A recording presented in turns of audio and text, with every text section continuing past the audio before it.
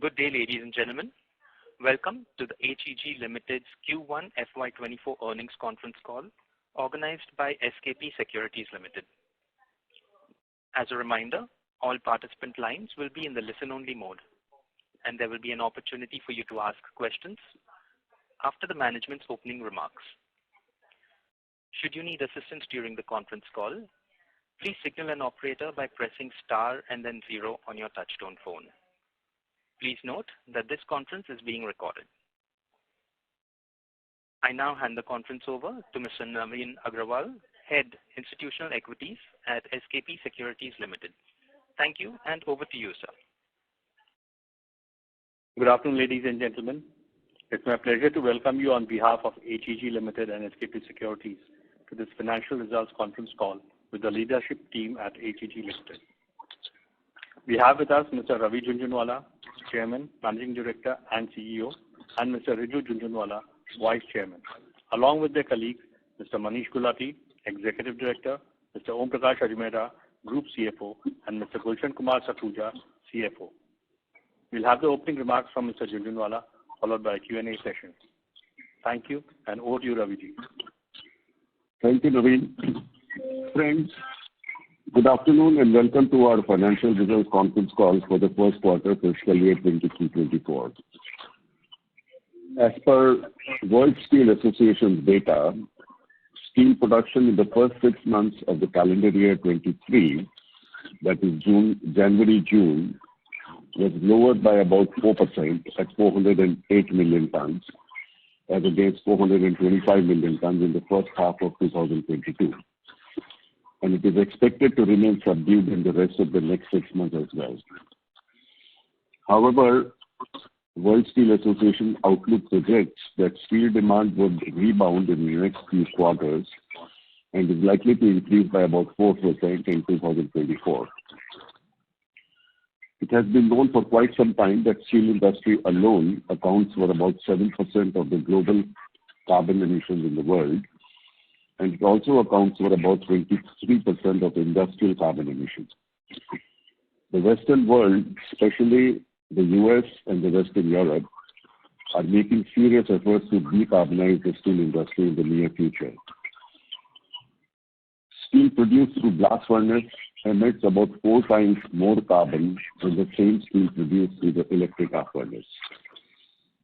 In this backdrop, the Western world steel production through electric arc furnace minus China, which used to be about 44% in 2015, has now already reached about 50% in 2022, going up by about 78 million tons from 357 million in 15 to 435 million tons in 2022. Several steel bodies in the world expect electric arc furnace production minus China to further increase by about 100 million tons by 2030, taking the electric arc furnace production from its current level of 435 million tons to 535 million tons, which means an additional demand of graphite electrode to the extent of anywhere in the region of 160 to 190,000 tons. Similarly, OECD too expects new capacities of EAF minus China of about 53 million tons to be operational by 2026, and another about 45 million tons by conversions of blast furnaces into electric arc furnaces by 2030. So this again matches with the WSA figure of about 100 million tons of new electric arc furnaces coming into operation in the next 6-7 years. This would mean a substantial increase in demand of our products all over the world. And since we have been exporting about 2/3 of our production to some 30+ countries for a very long time, we are well set to meet this demand from HEG. We are closely tracking about 60 million tons of new electric arc furnace capacities between Europe and US, of which about 7 million tons have already started, and another 18 million tons are likely to be in operations in the next 2 years, and the rest between 2026 and 2029-30. In this backdrop, our timely decision to expand our capacity by about 20,000 tons per annum is likely to yield good results. While we remain solidly upbeat about the continuous growth of electric arc furnace steel production in the coming decade, resulting into a continuous rise in electrode demand, at present we are seeing a period of subdued steel production the world over due to several global factors which all of us are aware, which is likely to continue through the end of 2023, resulting into subdued demand for our products for the next few quarters. Now turning to China. China, which only produced about 5% of its steel through electric arc furnace till about 5 years ago, is currently at a level of 12% and is aiming to reach 20% by 2025. We believe electric arc furnace will grow at a CAGR of about 3 to 3.5% in the next decade, which would directly translate into a substantial increase in graphite electrode demand. All this sounds very exciting for us at HEG, as no new capacities in the electrode industry have been announced by any other graphite company in the Western world. Now, a word about our expansion. Production of graphite electrodes, as you know, is a long process which entails 5 different processes. 4 of these are already in operations for the last few months, and the last one is under trial and is likely to go on stream fairly soon. In our expansion, we have used some of the best and most modern equipment and technologies which we believe will take us to the next level of enhanced capabilities in terms of quality as well as cost competitiveness.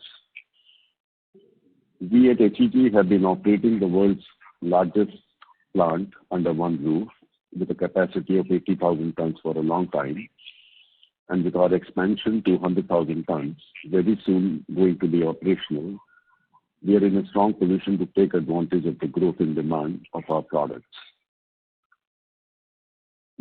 Now a couple of words about our new subsidiary, TACC. Our new project of graphite anode is progressing well, and we have started our pilot plant which will facilitate trials. The land acquisition for this project is already achieved, and we expect to complete the first phase of the project to make about 10,000 tons of anodes by mid-2025.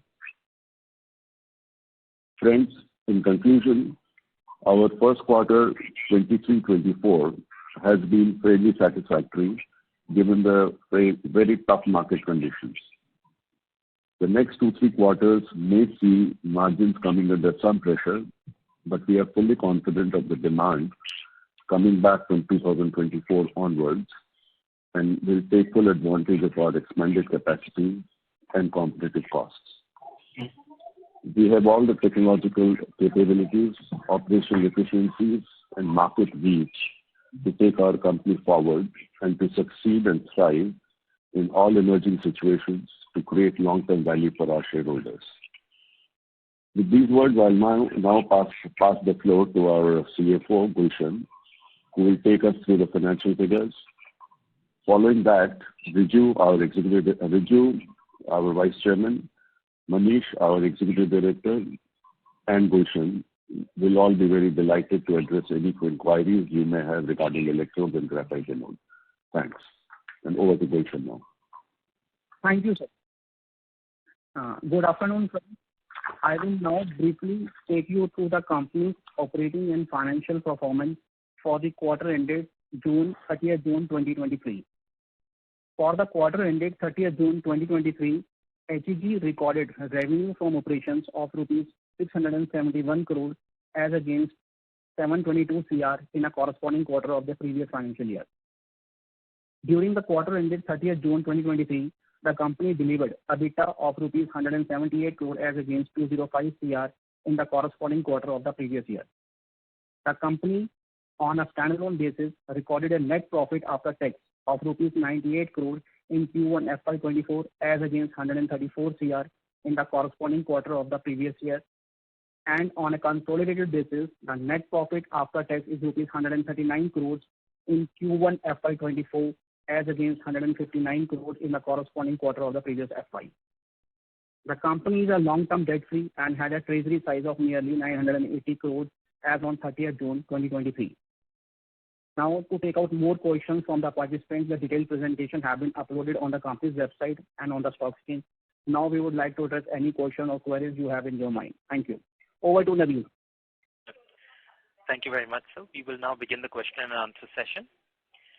Anyone who wishes to ask a question may press star and 1 on their touchtone telephone. If you wish to remove yourself from the question queue, you may press star and 2. Participants are requested to use handsets while asking a question and limit themselves to 2 questions. You may join the queue again, time permitting. We will take up your follow-up questions. Ladies and gentlemen, we will wait for a moment while the question queue assembles.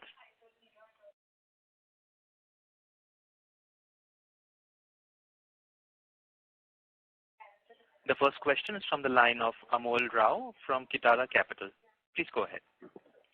Good afternoon, sir. Sir, just a clarification, sir. I thought we were expecting to commission our capacity in June, at the end of June. So, slight delay, understandable, but so what is the technicality due to which this delay is happening, sir? See, as I said, out of 5 operations, 4 have been in operation. So we are getting the additional tonnages from those 4 processes. Okay. But obviously, if the 5th one is not yet commissioned, to that extent, we don't have, I can't say that we can produce 100,000 tons as of today. Okay. There has been a very small breakdown of a very small piece, which is being replaced, and it's coming from Bangalore, and it's a matter of another maximum 3 to 4 weeks. Okay. And by end of next month, we should be in business. I guess there's no harm or foul because anyway the markets are a little sluggish, so yeah, exactly. No hurry to commission. Exactly. Okay, great. Exactly. Sir, one more question, and this is more on the business practice. So I realized that you were sitting on something like around 800 crores of inventory last quarter when we spoke, sir, and the business decision is completely fine. So what is the call here on, sir? Do we see that demand still intact for which we had stocked up our finished goods inventory, or has it been a slight change in timelines for that? If it is, I mean, by how much, if it is? Manish, would you take that question? Yeah, I'll take that, sir. See, about inventories, we are not very much off. See, normally in our business, we make 1.5 months. This is now 2.5 months. So we don't see any big issue in liquidating that.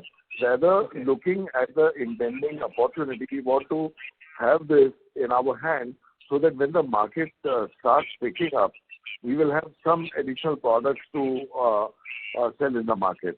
So that inventory is not something like an unmanageable type of thing. As I said, from 1 to 1.5 months of normal inventory is 2.5.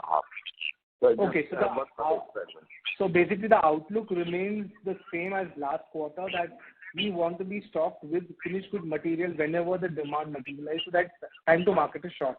Is that correct? So that understanding remains intact, right?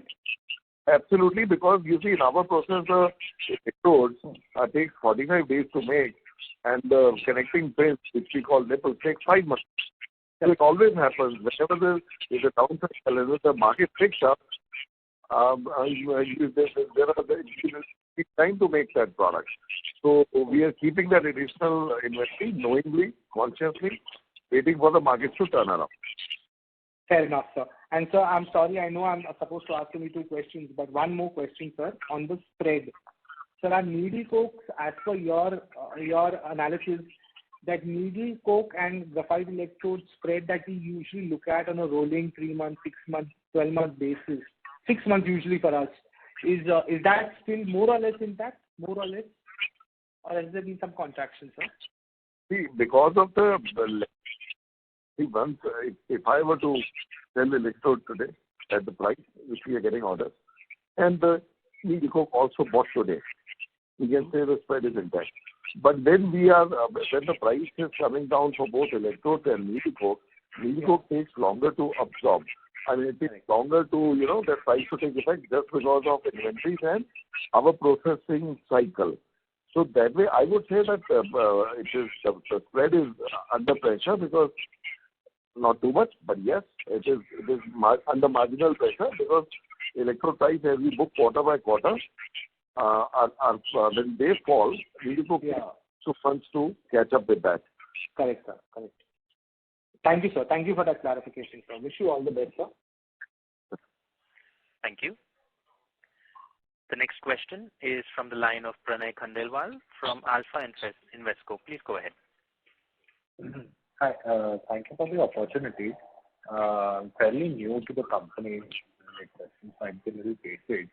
I wanted to understand the demand supply scenario right now of needle coke, as it's a critical raw material for our operation. So pricing, demand and supply of petroleum needle coke especially. Shall I, sir? Yeah, sorry. Yeah. You see, with our, if you have been tracking our peer group, nobody is running at full capacity. Somebody is running at 45, 50, or globally. So there is abundant availability of needle coke as of now. What we expect from our needle coke suppliers is to help us through with better pricing, so that we are able to go through this time with decent spread. So if your question was for availability, today it is in abundance. Okay, and can you just give me the numbers, if it's possible, just the industry supply ex of China and from China of needle coke? Yeah, that is fairly standard actually. Their capacities have not changed for many years. So it's about, I would say, 650,000. 650,000 should be a close number of their capacities ex of China. Okay, 650 from rest of the world. Yeah. And from China, how was that? How much is that? China has lot kind of coke, pitch cokes, petroleum cokes, and rather mainly pitch coal tar-based cokes. So that I cannot comment, but it must be a large number. Just to add here, I mean, we hardly import from China. It's not the same quality which you get from Japan or US. In our case, basically in this business there are only 3-4 producers of needle coke, the quality producers, and these are all based out of Europe, US, and Japan. Oh, all right. And do we have any information of any new supply that might be coming up in Japan or US? No. Or anything? I mean, I think the last new entrant in this business in the Western world probably is about 75 years old. So in the last 60, 70, 75 years, I don't think there has been a new entrant anywhere in the world. And apart from the new entrant, any capacity expansion from the existing players that is planned? They keep adding a little bit here and there. For them, it's one of the byproducts. So depending upon the demand, they keep increasing or decreasing and replace it by something else. So it's part of a refinery process. And I believe we must source it on contract. So what must be our average tenure? It again depends on the market. I mean, these days it's quarterly. Okay, we do it quarterly. All right.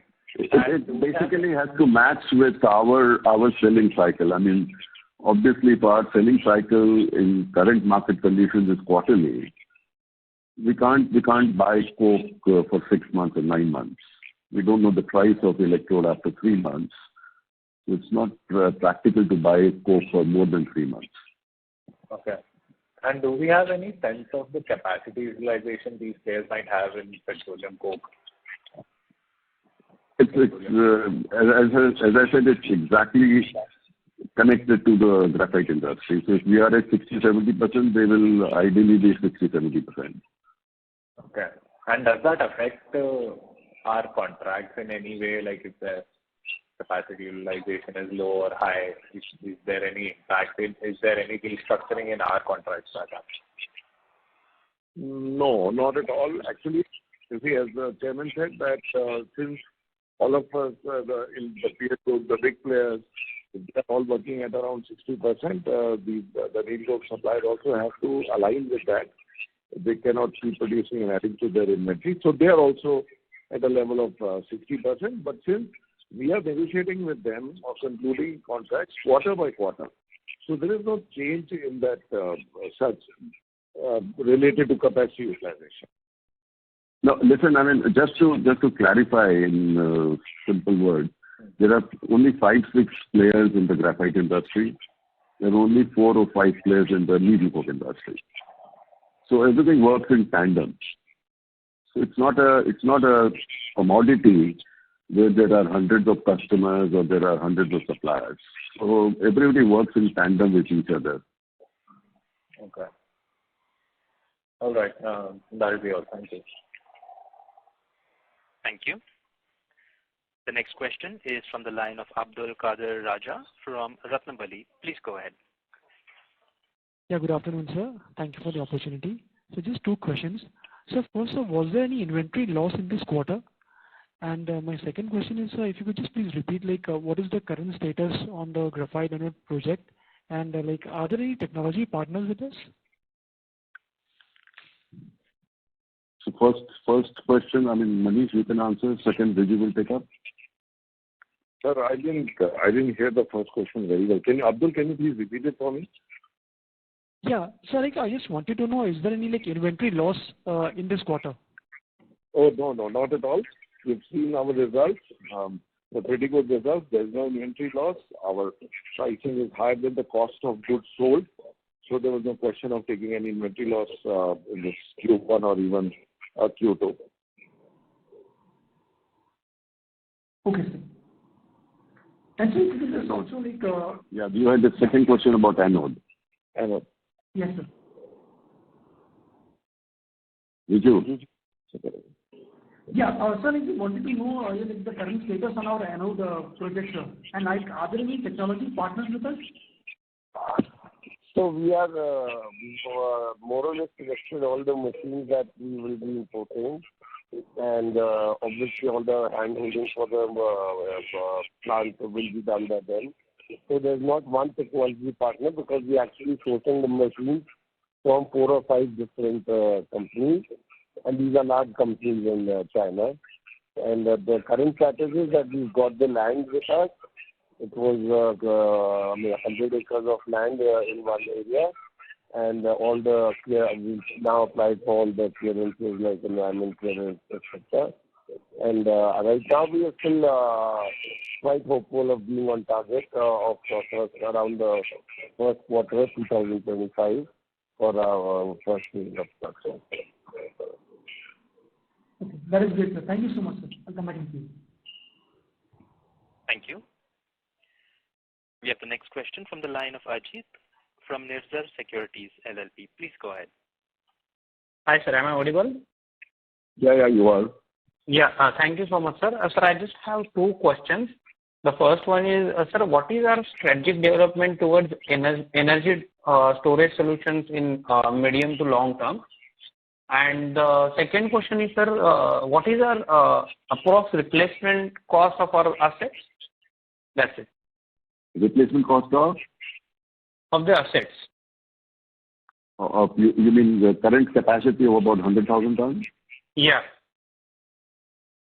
See, I can give you a very, very rough estimate because if you have been tracking our industry, you will probably know that ours is the last new greenfield plant put anywhere in the world minus China. And we have been expanding from 10,000 tons to 100,000 tons. So only based on that experience, and our last experience is about 20,000 tons, where we've spent about 1,200 crores. So if you just multiply it by maybe 5 or 6, so probably anywhere between 6 to 8,000 crores. That will be very, very rough. But again, it's not going to be as accurate because ours was a brownfield expansion, and the new greenfield plant is a totally kettle of fish. So, and I'm not even sure that anybody will put up a 100,000 ton plant to start with. It's a fairly complicated technology, and I'm sure nobody is going to take a risk of putting up a 100,000 ton plant. So maybe the smallest plant viable will be like 40,000 tons, and probably it will cost somewhere in the region of 5,000-6,000 crores. Okay, sir. That's it. And sir, the first question, which was on towards energy storage solutions, like what are our strategies and what is there any development in that in medium to long term? Viju? So HEG is not participating in the energy storage solution that we are doing from our different companies, Bhilwara Energy, in which HEG has a 49% stake. And there things are going fairly as per target. We are actively working on 4 different projects, totaling around 120 crores, which should close by the end of this financial year. And as we are seeing more and more traction in that, we are on track to be around 400 crores of projects in this particular year. No, sir, why this question was that in our annual report we have mentioned about, there is one slide about powering the e-mobility drive. So in that leveraging our expertise in graphite technology and all these things. So just for that reason I was asking the question. Yeah. Okay. Okay. So any development in this? So within HEG, we are not doing anything on energy storage because over here we already have our energy coming from the state government. But outside of HEG, yes, we are working on different projects on energy storage. Okay. It is asking for in our annual report, the page which we are referring to, powering the e-mobility drive, that is for our new subsidiary, TSEC, in which we will be making graphite anode powder, which is one of the components which goes into cell, and those cells goes into batteries, which goes into heat. So you are referring to that page, and this is the answer, that we'll be making graphite anode powder from the new subsidiary. It's not an HEG making graphite electrode. Okay. That powder, sorry sir, I missed your voice between the graphite anode powder will be used in? Cells. Lithium-ion batteries. Yeah, lithium-ion cells. Okay. Okay, sir. Thank you so much. Yeah. And that is a project which Riju just explained should be in operation by second half of 2025. Okay, sir. Thank you so much. Yeah. Thank you. Ladies and gentlemen, if you wish to ask a question, you may please press star and 1. The next question is from the line of Deep Mehta from Bank of India Mutual Fund. Please go ahead. Hello, sir. Thank you for the opportunity. 2 questions from Hello. me. Hello. Am I audible? Yeah, go ahead. Please. Yeah. First question. What was our capacity utilization for quarter 1? And how should we look at it for the year ahead? Manish? For quarter 1, it was close to 90. High 80s and 90, closer to 90 for quarter 1. On 80,000 capacity. On an 80,000 capacity. Okay. And for full financial year, what are we expecting? See the balance, the 2 quarters of Q3, Q4, as Chairman was saying, they're looking with subdued demand. So I don't know where we will finally land up with. Maybe around if you take this our capacity, original capacity, it should be around 85% of 80,000 tons. Sure, sir. This is very helpful. And my second question is regarding our needle coke as a raw material. recently Reliance Industries have announced in their annual report that they have developed a technology for manufacturing needle coke. So is this needle coke same as what we use in our plant, and can it help us in securing our raw material supplies? See, the lab has been trying. They have also spoke to us in the past also, and also Indian Oil has been trying. So we will see what eventually they would need technology from somewhere. We'll see what kind of product they eventually come with, and what is whether that's suitable to be ultra high power grade or not. So that remains to be seen. Okay. So as of now, we don't have very clear visibility on usage of that product. No. Okay. No. So that's all from me. Thank you very much. Thank you. Yeah. The next question is from the line of Pratim Roy from B&K Securities. Please go ahead. Yeah, hi sir. Thanks for the opportunity. My first question is that right now the prices hovering around, if I'm not wrong, $1,600 to $1,700 per ton, and graphite electrode price is more or less in a similar line in the last 3 months. So you mentioned that the margin is under pressure in the coming quarter. You are mentioning that because of the fixed cost extension, or is there any possibility of the spread to improve further from here on? Can I answer this? There's a lot of echo in my line. I hope I heard your question. Did you mean to say that needle coke pricing is around $1,500 and electrode pricing? What did you say? Yes, needle coke pricing is around $1,600 to $1,700, and the graphite electrode pricing more or less trading at the same level in last 2 to 3 months, if I'm not wrong. So in that scenario, we can expect a improvement in spread. But you, in your earlier comment that you mentioned that the spread is under pressure, margin is under pressure. If you can throw some light on that. Well, I've again heard the needle coke price, but I've not heard your price. No, I heard it. I can answer. So as far as the price of coke is concerned, you are more or less in the ballpark.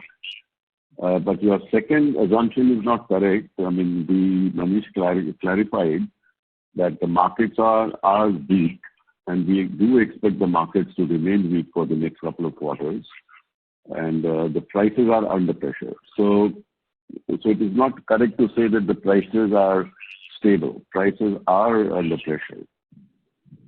Okay, sir. Okay, that's why But we still expect to maintain our capacity utilization at about 80-85%. Okay, sir. Okay, that's helpful. And my second question is that, sir, for the graphite anode project, it will come in the second half of the calendar year 25. So what can be the ROE or IRR we can expect from that project, and how much that can contribute to the profitability of the company? If you can give some broad-based idea on that. So can't give an absolute idea on that because we are still 2 years away from completing the project. But the project cost should be approximately 800 crores, which will produce 10,000 tons of anodes. The current price of that being in the region of 9,000 to 10,000 tons. So obviously, I mean, then you can do your math based on that selling price, and you can take the similar prices of raw material that we have in our graphite electrode side. So the IRR, etc. I mean, we are expecting around 25 to 30% EBITDA in this particular project, based on $8,000 to $10,000 of selling price. Okay, sir. Thank you. Thank you. Thank you. The next question is from the line of Ajit from Nirzar Securities LLP. Please go ahead. Sir, just a follow-up question from my side on the powder you were talking about. Sir, is this a byproduct of the existing process or altogether a new product, sir? No, this will be altogether a new product, and the raw material will be calcined petroleum coke only, and that can be of different grades of coke. And our byproduct that we produce in HEG, I mean, because they are different grades of raw material that we produce over there, we'll try to use some of those also for this particular project. But, I mean, as far as the basis of the project is concerned, it's all on new raw material. And just a ballpark market size of this product? I mean, market size is huge. This is basically going into lithium-ion batteries. In India alone, by 2025, we expect a demand of around 50 to 60,000 tons. And by 2030, around 300,000 tons should be the demand in India, based on what the cell companies have announced. Companies like Amar Raja, your Reliance, Ola, and TVS, Lucas, etc., who are setting up plants in India. Their requirement itself should be this. And the global requirement is extremely huge. I mean, today also we are seeing a requirement of around 300,000 tons in globally. What will be our share, sir, in this 50-60,000 tons? Sorry. Yeah. So what will be our share in this 50 to 60,000 tons which in FY20? Our first phase, we are right now going to produce, I think, 10,000 tons of material. So, I mean, this can be either exported or used for the Indian market as well. Okay. 12,000. 10,000 or 12,000, sir? Sorry, I missed. 10,000. 10,000. Okay, sir. Understood. Thank you so much, sir. It's a first project of its kind in India. So marketing 10,000 tons in a market which is today 50,000 tons is not really a problem. Great, sir. Great. Congratulations and all the best, sir. Thank you. Thank you. Thank you. Ladies and gentlemen, if you wish to ask a question, you may please press star and 1.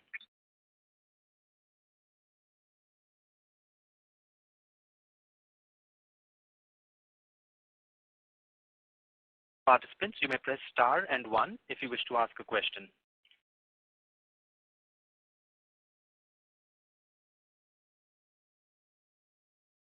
Thank you very much. That was the last question in queue. As there are no further questions, I would now like to hand the conference over to Mr. Jhunjhunwala for the closing remarks. Over to you, sir. Thank you, friends, for taking so much of interest and asking some very pointed questions. I look forward to speaking to you next time in about 3 months' time. Thank you. Thank you. On behalf of SKP Securities Limited, that concludes the conference. Thank you for joining us, ladies and gentlemen. You may now disconnect your lines. Thank you.